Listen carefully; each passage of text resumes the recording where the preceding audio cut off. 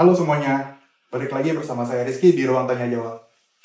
Pendaftaran, seleksi, penerimaan pegawai negeri sipil di Mahkamah Agung Republik Indonesia sudah resmi berakhir tanggal 10 September kemarin. Nah, sesuai janji saya sebelumnya, kali ini kita akan sharing nih terkait pengalaman dari teman-teman bagaimana menghadapi SKD. Di sini sudah ada Satria, Hafiz, dan Adli yang siap berbagi pengalaman untuk kepada teman-teman nih. Tapi sebelum mereka sharing nih, mungkin ada update dari tim verifikator yang sedang melakukan seleksi administrasi sekarang nih. Mungkin apa sih dokumen-dokumen yang paling banyak berkontribusi menyebabkan TMS di peserta? Mungkin ada info dari tim verifikator? Oke, baik. Kalau untuk yang berkontribusi besar dalam menyebabkan tidak lolos atau TMS dalam seleksi administrasi, itu kebanyakan memang ada beberapa poin. Mungkin saya dapat info ini sebenarnya ada beberapa poin yang menyebabkan fatal gitu, dia tidak bisa lanjut atau TMS seperti itu. Mungkin saya bisa jelaskan, mungkin di saat poin pertama itu surat pernyataan. Nah, surat pernyataan itu sangat banyak sekali poin-poin yang seharusnya tidak boleh dihapus. Kalau misalkan di Mahkamah Agung itu surat pernyataan kan ada 9 pernyataan yang tidak boleh dihapus atau diganti seperti itu kan. Nah, ada beberapa mungkin yang saya dapat informasi dari para pelamar atau dari teman-teman itu dia menghapus salah satu atau beberapa poin yang ada di surat pernyataan. Nah, itu udah pasti auto TMS seperti itu, memang karena kan ada catatannya di bawah atau di notes di surat pernyataan di pengumuman bahwa poin-poin di surat pernyataan tersebut tidak boleh dihapus, karena memang itu ada beberapa poin yang memang harus dipenuhi oleh para pelamar agar bisa masuk ke instansi atau di Mahkamah Agung seperti itu. Nah, kemudian surat pernyataannya itu ada salah upload, mungkin dia sudah berulang kali untuk mencoba masuk ke Mahkamah Agung. Nah, itu formatnya format tahun 2023 yang tahun kemarin seperti itu. Iya, tahun sebelumnya. Jadi memang dia tanggalnya salah, kemudian formatnya kan juga ada sedikit perbedaan antara 2023 dengan 2024. Mungkin karena dia merasa, oh ini sama nih, saya kemarin juga sudah mendaftar di Mahkamah Agung, mungkin tidak ada perbedaan, tapi dia lupa nih ada beberapa perbedaan tahunnya, kan ada tahun 2023 sama tahun 2024. Nah, itu dia mungkin belum ganti. Nah, itu juga bisa dipastikan untuk VMS karena berbeda format seperti itu. Nah, mungkin kalau misalkan di surat pernyataan lebih seperti itu ya teknisnya ya, apa yang menyebabkan dia menjadi TMS seperti itu. Kemudian yang kedua, surat lamaran. Kalau surat lamaran yang saya dapat informasi banyak yang TMS itu gara-gara dia tidak menunjukkan surat lamarannya itu ke sekretaris Mahkamah Agung.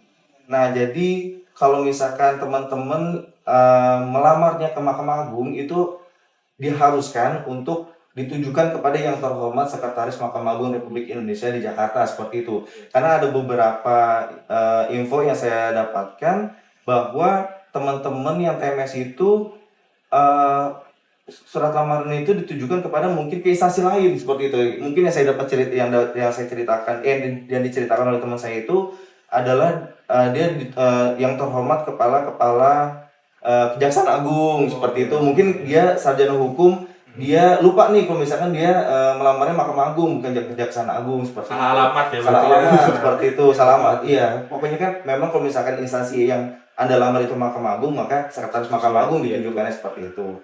Nah, mungkin yang saya bisa dapat ini juga antara surat pernyataan dan surat lamaran itu kan ada kebijakan dari BKN dengan menggunakan materai fisik ya. Iya, betul. Setelah tanggal 5 September kalau nggak salah yang saya dapat informasi gitu. Nah, ada beberapa dari teman-teman yang mendaftarkan dia menggunakan materai satu yang sama antara surat pernyataan dan surat lamaran. Jadi mungkin setelah ditandatangani di surat lamaran, dia pakai lagi nih materinya di surat pernyataan seperti itu. Nah, itu sebenarnya tidak boleh. Tidak boleh karena saya dapat cerita bahwa teman-teman verifikator itu sangat teliti di materai karena dia bisa melihat nomor serinya. Nomor seri materai kan ada ya di bawah itu. Ya. Jadi teman-teman verifikator itu bakal mengecek nomor seri yang ada di materai. Jadi teman-teman ada beberapa dari teman-teman itu mendaftarkan dengan materai yang sama antara surat pernyataan dan surat lamaran.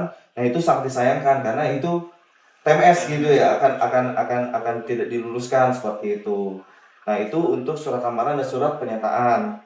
Selanjutnya itu adalah EKTP atau surat keterangan perekaman data diri seperti itu. Nah, EKTP. Nah, biasanya kalau misalkan untuk EKTP itu uh, ketidakjelasan daripada dokumen, mungkin bisa blur, mungkin kalau misalkan ada tulisannya itu hilang atau namanya itu berbeda dengan di ijazah atau yang lain-lainnya seperti itu. Pokoknya kalau misalkan dokumen itu dokumen EKTP yang MS itu jelas berwarna, kemudian kalau misalkan tidak ada EKTP bisa dengan surat keterangan dari Dukcapil ya, ada dari Dukcapil seperti itu.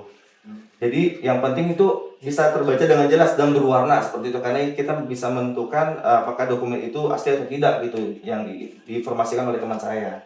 Nah, untuk selanjutnya itu mungkin yang paling banyak ijazah dan transkrip nih yang teman-teman pelamar atau teman-teman yang melamarkan CPNS di Mahkamah Agung itu banyak mengalami TMS seperti itu. Kalau ijazah mungkin ada beberapa poin. Yang pertama itu mungkin tidak sesuai dengan jabatan informasinya seperti itu. Misalkan ijazahnya itu dia sarjana teknik, padahal dia melamar di analis perkara peradilan, atau kan itu kan tidak masuk ke dalam formasi seperti itu. Jadi mungkin teman-teman ada salah jabatan nih atau salah kamar juga nih untuk melamar seperti itu. Nah, kemudian ada beberapa dari teman-teman ijazahnya itu dia tuh tidak berwarna gitu, atau bisa diindikasi sebagai fotokopi gitu. Nah, bisa dibiasakan bahwa untuk ijazah itu berwarna gitu kan, harus ditertangan secara resmi. Kemudian kalau misalkan teman-teman ijazahnya sudah ada akreditasinya itu lebih bagus gitu. Tapi kalau misalkan di ijazahnya tidak ada akreditasi, kan ada uploadan untuk akreditasi ya.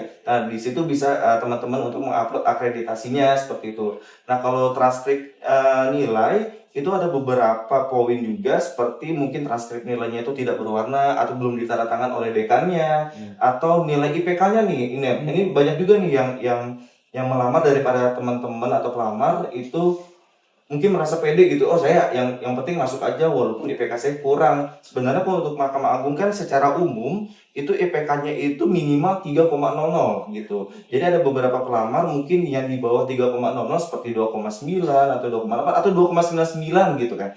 Nah, itu juga bisa dikategorikan tidak lolos atau TMS gitu, karena memang kurang dari yang dipersyaratkan oleh instansi atau Mahkamah Agung seperti itu. Mungkin itu sih yang paling banyak pelamar menjadikan TMS seperti itu. Mantap banget nih poinnya nih dari Mas Satria nih. Nah, kita lanjut ke pembahasan inti nih, sharing pengalaman dari teman-teman semua nih. Gimana sih pengalaman menghadapi SKD kemarin? Mungkin dari yang paling senior. Ini SKD ini paling seru ya, karena emang pintu gerbang pertamanya untuk masuk ke jenjang selanjutnya ya, ujian selanjutnya. Kalau saya tahun 2017 itu pertama kalinya ikut tes CPNS. Jadi saya ngerasain tes CPNS itu nggak cuma sekali. Jadi teman-teman kalau udah sekali terus nggak lolos, jangan nyerah duluan. Saya ikut 3 kali baru bisa lolos. Tahun 2017 waktu itu melamar di Kementerian Hukum dan HAM. Waktu itu melamar sebagai perangkat komputer. Di pengalaman saya waktu itu SKD, alhamdulillah lolos. Cuma di SKB-nya ternyata ada sesuatu hal bikin saya nggak lolos gitu. Terus di tahun selanjutnya, di tahun 2018 saya ikut lagi di Departemen Pertanian ya, dengan jabatan yang sama waktu itu, Prapom juga. Nggak lolos di SKD, itu membuat nyesel juga ya. Ada pecutan, kok kemarin bisa lolos, ternyata pas di kedua kalinya saya malah nggak lolos di SKD-nya. Ada pecutan tersendiri buat lebih semangat lagi. Itu teman-teman jangan cepat nyerah deh. Kalau misalnya emang mau niat jadi abdi negara, mau jadi ASN, tetap semangat. Apapun halangannya ya kita harus jalan terus, lanjut terus. Terus yang ketiga, baru saya bisa lolos di Mahkamah Agung waktu itu tahun 2019. Di 2019 itu melamar di daerah Jakarta. Terus ujiannya itu saya masih ingat di BKN Pusat di daerah Cawang ya, kalau saya Cawang, iya betul, daerah Cawang. Terus dapat sesinya itu pagi banget. Dapat kalau nggak salah sesi pertama itu jam 7.30. Akhirnya ya kita mau nggak mau harus prepare dari pagi kan. Datang jam 6 pagi. Jadi subuh udah berangkat dari rumah, habis subuh langsung ke tempat BKN-nya, regionalnya, ikut tes. Dan dengan cara ya pokoknya cara belajar saya yang sebelumnya pernah kita share tuh di video sebelumnya. Mungkin boleh di-sharing Mas Adli nih. Kan yang pertama lolos SKD tuh. Iya Terus betul. yang kedua kenapa bisa nggak lolos? Karena formasi yang dibutuhkan makin sedikit jadi saingan makin ketat atau Iya, gimana? betul Mas Ki. Jadi waktu itu di Departemen Pertanian itu justru walaupun di jalur umum itu formasinya cuma sedikit. Itu berpengaruh buat nanti tes SKB-nya kan, karena yang mengikuti tes SKB itu adalah nilai ambang batasnya di atas, terus masuk dalam hitungan 3 kali formasi. Misalnya formasinya cuma 10 ya berarti 30 peserta aja ikut ujian kan di peringkat teratas. Betul nggak? Nah, waktu itu saya nggak dapet di situ. Akhirnya nggak lolos. Tidak masuk rankingan ya? Iya, betul. Itu. Boleh nih, makasih Mas Adli nih carinya. Mungkin dari Mas Hafiz gimana nih pengalaman di menghadapi SKD? Kalau saya juga sebenarnya sama kayak Mas Adli, saya sempat nyoba juga di Kementerian Hukum dan HAM dulu 2017. Mungkin kita saingan dulu. Saingan. Sama-sama nggak lolos lagi. Cuma bedanya Mas Adli ini lolos mungkin di SKD sampai SKB. Kalau saya tuh gagal di rankingan. Jadi nilai saya itu waktu itu pas-pasan, jadi sehingga nggak masuk dalam rankingan seperti itu. Dan Mas Adli juga kan KTP-nya dulu Jakarta ya, jadi tesnya bisa di Jakarta. Sedangkan saya dulu waktu 2017 itu harus di provinsinya. Jadi saya dulu tesnya di Bandung karena KTP saya itu di Bekasi teman-teman. Lalu saya daftar juga akhirnya di Mahkamah Agung. Saya dulu tes itu di Ringdam, teman-teman tahu di Ringdam itu di daerah Condet sana ya. Di daerah Condet itu dapat sesi ke siang pokoknya sekitar jam 13.00 WIB. Terus kita ngerjain di sana juga dan nggak disediakan lahan parkir waktu itu di sana ya kayak gitu. Jadi buat teman-teman juga nanti yang ngerjain SKD, nilainya itu bisa dilihat secara langsung juga nih teman-teman. Jadi nanti setelah selesai mengerjakan SKD itu, biasanya di luar ruangan SKD itu ada papan nilai di sana. Ada monitor, ada TV yang isinya itu hasil-hasil tesnya teman-teman di sesi itu kayak gitu. Jadi nanti setelah itu teman-teman bisa lihat tuh di ranking berapa teman-teman mengerjakan seperti itu. Kayak dulu saya tuh habis ngerjain SKD, saya lihat ternyata saya dulu ada di ranking 9 pada saat mengerjakan SKD seperti itu. Itu ranking 9 tuh ranking sesi? Ranking sesi. Oh, ranking sesi. Ranking sesi saya 9, jadi di kelas itu, Oh, di kelas itu. di kelas saya waktu Di jam sesi satu itu di itu jam ya? 1 itu, saya ada di peringkat 9 seperti itu. Tapi di satu sesi itu banyak kan? Banyak. Dan itu Seratusan kan? benar, dan itu nanti diakumulasi lagi nilainya sama teman-teman di seluruh Indonesia di semua sesi seperti itu. Itu lumayan ya, di satu sesi aja bisa dapat. Iya, bisa dapat 9. Berarti kan di global udah ketahuan gitu kan. Kira-kira gue bisa dapat berapa nih gitu. Padahal satu hari berapa sesi ya? Ada 5 mungkin. Jadi Pas 5. Tapi kan ketika digabung tuh lumayan ya turunnya ya. Iya.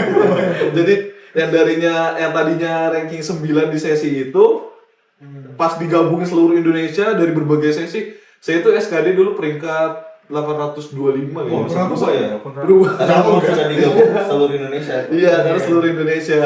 Karena fluktuatif sih ya nilainya, ada yang bagus, Fluktuatif, benar. ada yang bagus Iya. tinggi. Dan nilainya ini kalau teman-teman punya keluarga atau punya teman lagi yang pengen ngeliatin nilainya bisa live juga biasanya secara langsung di YouTube. Oh, ada ya? Ada. Jadi teman-teman bisa ngeliat tuh naik turunnya teman-teman, nilai teman-teman gitu.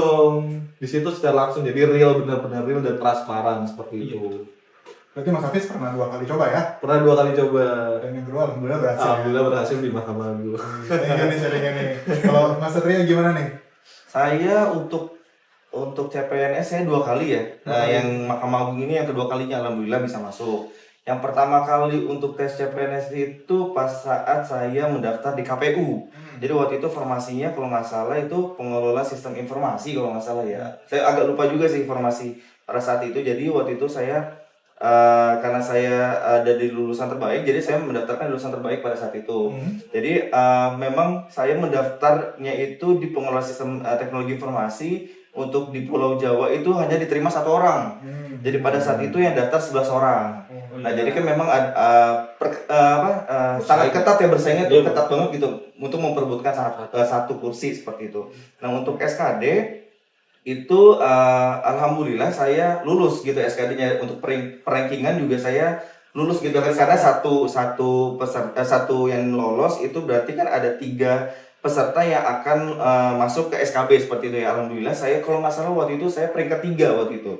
Alhamdulillah nih penutup pintunya nih untuk masuk ke SKB gitu kan, alhamdulillahnya gitu. Nah ketika saya di SKB mungkin karena saya waktu itu kan juga sudah bekerja ya, apalagi SKB ini kan tentang mengenai bidang yang dituju gitu kan. Iya. Pada saat itu kalau nggak salah, betul, kalau nggak salah kan saya kan waktu itu di pengolahan sistem teknologi informasi, jadi kan berarti soal-soal SKB-nya itu mengenai teknologi informasi, jaringan dan lain-lainnya seperti itu. Nah mungkin karena saya kurang persiapan, kurang belajar juga, makanya pada saat saya SKB tuh alhamdulillah naik rankingnya, tapi nggak masuk ke peringkat 1 gitu. Oh, iya. Jadi saya di peringkat 2. Jadi waktu itu saya agak sebel juga sih ya, karena saya tinggal 1 lagi sebenarnya, dan itu perbedaannya tipis gitu, Iya. perbedaan nilai di SKB-nya gitu. Jadi mungkin pembelajaran juga bagi teman-teman gitu, mungkin nilai SKD-nya itu mungkin bisa ditinggiin, walaupun kalau nggak salah nilai SKD itu 40% ya? Iya. Iya. Untuk 40% gitu kan, tapi lumayan juga ya untuk mendongkrak nilai secara keseluruhan seperti itu. Jadi teman-teman mungkin ada kelemahan di bidang formasinya seperti itu. Nah, teman-teman bisa memperkuat atau ninggiin nilai SKD-nya seperti itu. Tipsnya seperti itu sih, biar dia rankingnya tuh selalu teratas seperti itu. Jadi dimaksimalin ya, mau SKD mau SKD Betul, semuanya kalau betul. bisa. Kalau bisa Oh. dimaksimalin, tapi kan kita tahu potensi diri ya. Misalkan kita agak lemah sedikit di sini, kita bisa memperkuat di bidang lainnya seperti itu. Thank you nih Mas Satria. Iya. Tapi saya mau nanya nih, Mas Satria kan lulusan terbaik nih. Eh, Lebih milih daftar di lulusan terbaik, kenapa Mas? Dibanding sama umum? Oke. Mungkin kan, tapi formasinya yang dibutuhkan lebih sedikit. Betul, betul. Nah, sebenarnya ada keuntungannya sedikit ya untuk yang lulusan terbaik atau kumlot itu untuk mendaftar CPNS, karena dia bisa mendaftarkan di formasi lulusan terbaik atau dia bisa mendaftarkan di umum seperti itu. Nah, kalau misalkan teman-teman yang tidak kumlot atau yang lulusan terbaik itu dia tidak bisa nih mendaftarkan di formasi lulusan terbaik, tapi dia hanya bisa mendaftarkan di umum seperti itu. Nah, bagi saya mendapatkan privilege tersebut. Nah, saya bisa pilih di formasi lulusan terbaik atau umum seperti itu. Kalau saya lebih memilih untuk orangnya itu atau pelamarnya itu sedikit, karena mungkin untuk formasi lulusan terbaik yang mendaftarkan sedikit seperti itu ya. Kalau nggak salah waktu saya masuk ke Mahkamah Agung, formasi yang dibutuhkan itu 100 orang, itu yang mendaftarkan nggak sampai 200 kalau nggak salah, mungkin 120 atau 130. Koreksi kalau misalkan saya salah ya, mungkin untuk yang tahun 2020. Jadi untuk SKD menuju ke SKB-nya itu kan ketika yang dibutuhkan 100, kemudian yang daftar itu 120 atau 130, itu kan pasti udah bisa langsung auto masuk ke SKB ya. Tapi itu juga harus sesuai dengan ambang batas gitu, kalau misalkan nilainya juga sesuai dengan ketentuan. Nah, jadi teman-teman juga harus memperhatikan nilai juga. Jadi misalkan formasinya 100, yang lama 120, tapi berarti saya nggak usah belajar gitu kan. Nggak gitu juga gitu kan, karena memang ada ketentuannya kan. Ketentuannya itu kan ada nilai ambang batasnya. Untuk nilai kumulatif SKD-nya itu harus 311, kemudian nilai minimal TIU-nya itu 85. Nah, kalau teman-teman itu di bawah nilai ketentuan tersebut, walaupun formasinya 100 dan yang daftar 124, itu pasti nggak lulus juga gitu, pasti TMS gitu, karena dia nilainya di bawah ambang batas seperti itu. Jadi tetap belajar, walaupun misalkan nih Mahkamah Agung sekarang lagi menerima 3.000 gitu kan, yang daftar sekarang 2.000.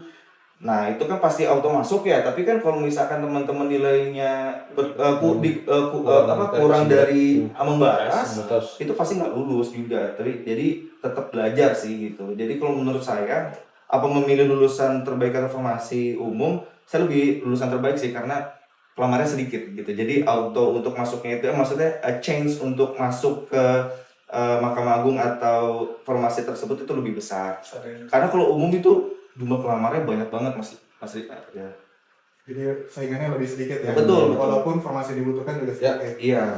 Jadi teman-teman, yang paling menentukan yang pertama itu teman-teman harus melewati ambang batasnya dulu nih sebelum masuk ke rankingan.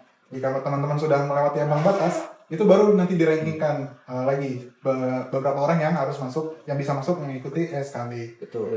Oke. Selanjutnya ada nih tips ngerjain SKD nih dari teman-teman, mungkin dari Mas Hafiz. Gimana sih tipsnya? Ngerjainnya yang mana dulu sih? Yang mungkin bisa mempermudah teman-teman untuk nanti menghadapi SKD. Kalau menurut saya ini, karena saya lemah di TIU, itu biasanya saya mengerjakan itu TKP dulu teman-teman. Jadi saya mengerjakan TKP dulu, itu pun dengan catatan teman-teman harus belajar untuk bisa baca cepat. Jadi itu lebih baik tuh baca sekali langsung bisa jawab seperti itu. Jangan sampai baca berulang-ulang karena teman-teman itu punya batas waktu ya gitu. Dari 100 soal nanti 90 menit batas waktunya. Jadi teman-teman nggak boleh lama dalam mengerjakan. Jadi harus benar-benar cepat mengerjakan, dan kalau misalkan di TKP itu menurut saya biasanya saya cari hasil terbaik yang melayani atau yang integritasnya tinggi seperti itu. Dan untuk TWK itu balik lagi ke teman-teman, cari tahu dulu kisi-kisinya. Kita juga udah bikin video dan share kisi-kisinya di video sebelumnya. Jadi setelah TKP itu saya biasanya mengerjakan TWK baru TIU teman-teman, karena saya lemahnya di TIU ya gitu. Jadi butuh waktu yang agak lama dalam mengerjakan TIU. Jadi saya mengerjakan lebih cepat di TKP dan TWK, tapi TIU-nya saya kasih waktu yang agak lama lah buat mengerjakan situ. Seperti itu teman-teman. Lalu juga jangan sampai ada jawaban kosong, karena sangat mempengaruhi nilai ya teman-teman gitu. Jadi jangan sampai ada jawaban kosong sama sekali, isi aja walaupun teman-teman nanti nggak tahu isinya apa gitu dan waktunya pengen habis gitu, mendingan diisi aja daripada kosong. Pelajari juga kisi-kisi yang akan keluar nanti pada SKD. Pada video sebelumnya kita udah nge-share juga apa yang menjadi kisi-kisi untuk SKD CPNS 2024 ini. Jadi teman-teman juga bisa saksikan di video sebelumnya ini dan bisa mendownload langsung di situ kisi-kisinya apa saja seperti itu. Mungkin itu tips dari Mas Apis ya. Iya, benar sekali Mas. Kalau dari Mas Satria nih, dari cum laude, gimana nih? Cara ngerjainnya yang enak tuh gimana nih? Sebenarnya kalau misalkan cara pengerjaan antara cum laude itu nggak ada perbedaan, maksudnya nggak ada ininya gitu. Sama ya. Sama aja sebenarnya. Tapi kalau saya kan saya ada mungkin agak ada perbedaan sedikit dengan Mas Hafiz gitu ya. Kalau saya mungkin yang pertama tuh memang di TKP ya. Mungkin Mas Hafiz juga tadi pertama TKP ya. Karena memang TKP itu jumlah soalnya juga cukup banyak. Kemudian itu yang teman-teman harus prioritaskan sebenarnya, karena di TKP tersebut setiap poin atau setiap nomor yang ada di soal tersebut itu pasti ada nilainya. Pasti ada nilainya. Nanti mungkin saya akan jelaskan setiap poin-poinnya itu apa saja. Tapi kalau saya TKP karena setiap nomornya itu pasti ada nilainya. Makanya saya pasti ngerjain TKP dulu gitu. Kecuali kalau teman-teman tidak mengisinya gitu. Kalau misalkan dikosongin itu pasti 0. Karena di TKP ini nggak ada jawaban benar, nggak ada jawaban salah gitu. Karena setiap poin atau setiap opsi di soal tersebut itu pasti nilainya antara 5, 4, 3, 2, 1 gitu kan. Jawabannya A sampai E ya. Jadi kalau misalkan teman-teman menurut soal tersebut yang paling benar itu A, sebenarnya itu dapat nilai 5 gitu. Nah, misalkan yang paling benar kedua itu B, nah itu dapat mendapatkan nilai 4 gitu. Yang paling benar ketiga itu C, mendapatkan nilai 3. Yang paling benar yang keempat itu D, itu mendapatkan nilai 4. Kalau misalkan yang paling benar yang kelima itu E, berarti dia mendapatkan nilai 1 seperti itu.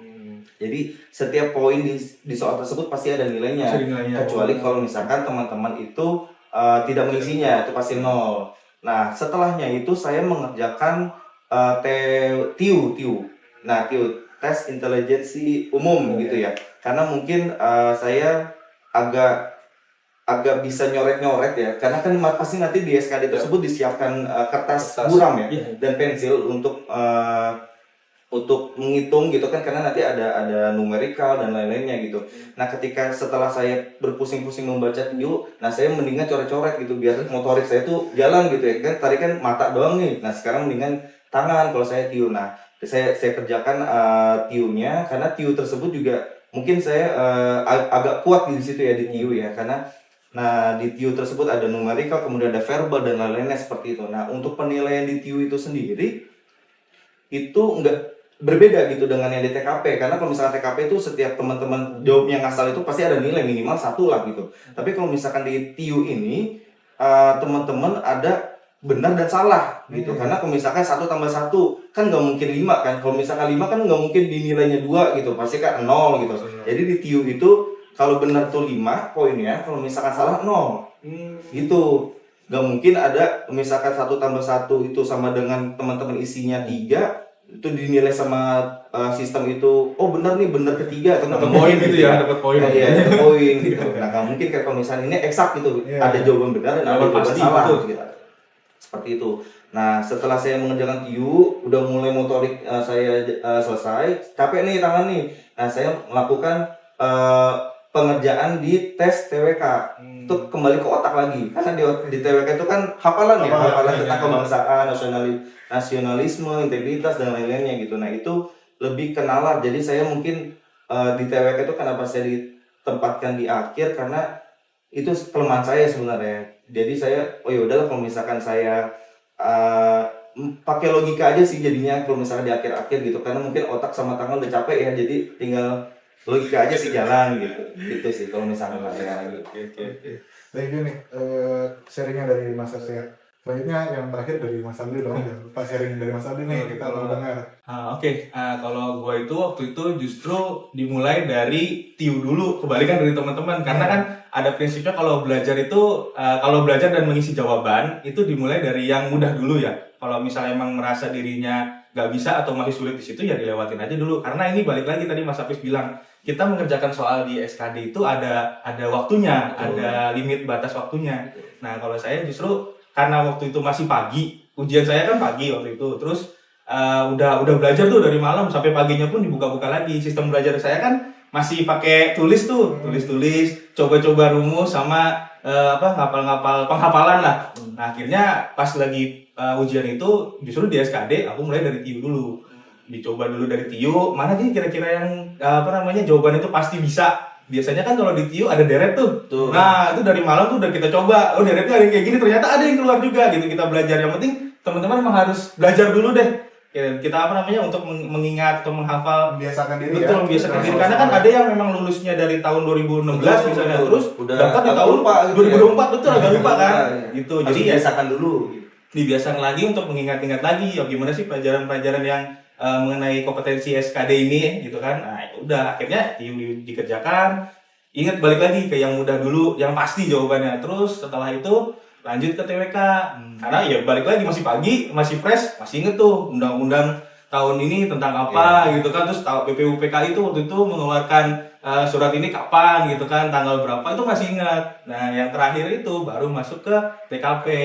Makanya waktu itu di video pas pembahasan mana sih yang paling lebih mudah gitu kan, menurut saya malah lebih susah di TKP karena itu menyangkut diri kita sendiri tapi nggak tahu nih nilainya itu berapa gitu. Walaupun misalnya untuk membantu membantu di pekerjaan kantor, apa sih yang kita lakukan duluan gitu kan, pagi-pagi tuh mau ngapain, ada tuh biasanya soal kayak gitu. Terus beda-beda kan ya, kalau saya ya berarti fokus dulu pekerjaan yang awal tuh apa yang mau dikerjakan, tapi nilai poinnya beda-beda nanti di jawabannya. Betul, tadi yang Mas Satria bilang seperti itu. Jadi kalau saya berbeda sama teman-teman, ya itu balik lagi ke teman-teman ini sih, viewer nanti mau seperti apa sih diri kita untuk dieksplor, untuk belajar, untuk menghadapi ujian, mana sih yang kira-kira bisa lebih mudah untuk dijawab, itu nanti kan balik lagi ke pribadi masing-masing ya. Gitu. Jadi mungkin teman-teman bisa tahu dulu nih TIU itu apa, TKP itu apa, sama TWK itu apa. Jadi mungkin teman-teman bisa perjelas dulu pengertiannya apa, terus kisi-kisinya seperti apa. Ya, mungkin kisi-kisinya udah dijelaskan kali ya dari video sebelumnya, mungkin bisa ditonton video sebelumnya.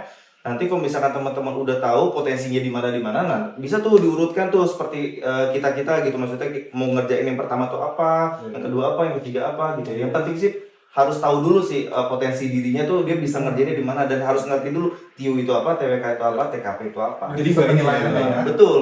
Jadi gak kaget gitu, fokus dalam semua nih. Berarti aku harus ngerjain dulu karena aku merasa bisa gitu kan. Betul. Jadi bikin strateginya teman-teman sendiri tuh nyamannya seperti apa gitu.